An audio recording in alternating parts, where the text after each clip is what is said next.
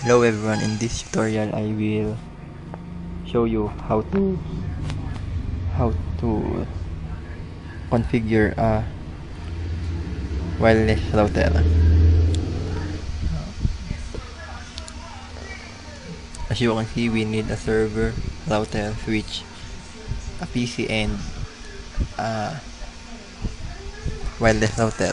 From server, we will use the crossover connection to the router and straight through to router to switch.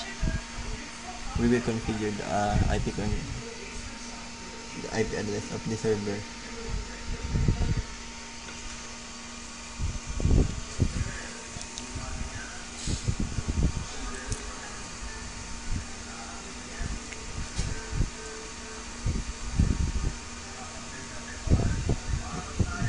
Now the IP address of the router. Make sure the port status is on.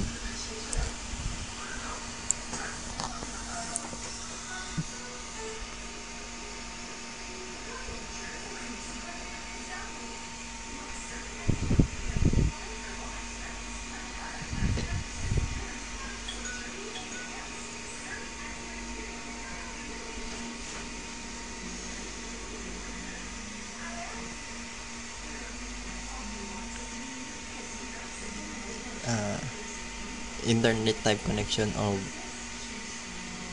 make sure it's a static IP, and the internet static IP address is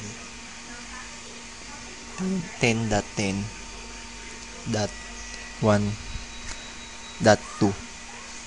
the subnet mask.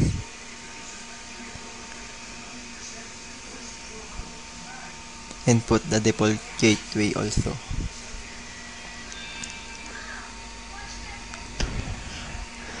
Router IP should have the IP address 10.10.10.1, and the subnet mask is, and make sure the DHCP server is enabled and start IP address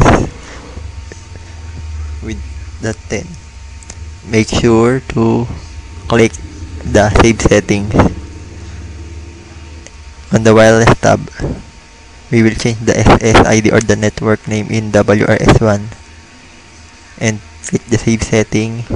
While the security mode in web, and make there is 10 character in the password. In the administration tab, we will put a password on a router to make sure it's safe.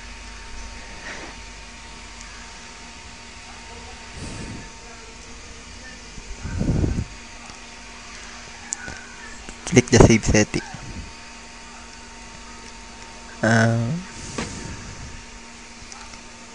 On the PC, turn it off first and remove the module and put a link safe, a Wi-Fi connection. Connect tab. Yan. And connect it. You need to put the password and connect. After you connect it, you can see the address given by the Wi-Fi router. There you have it.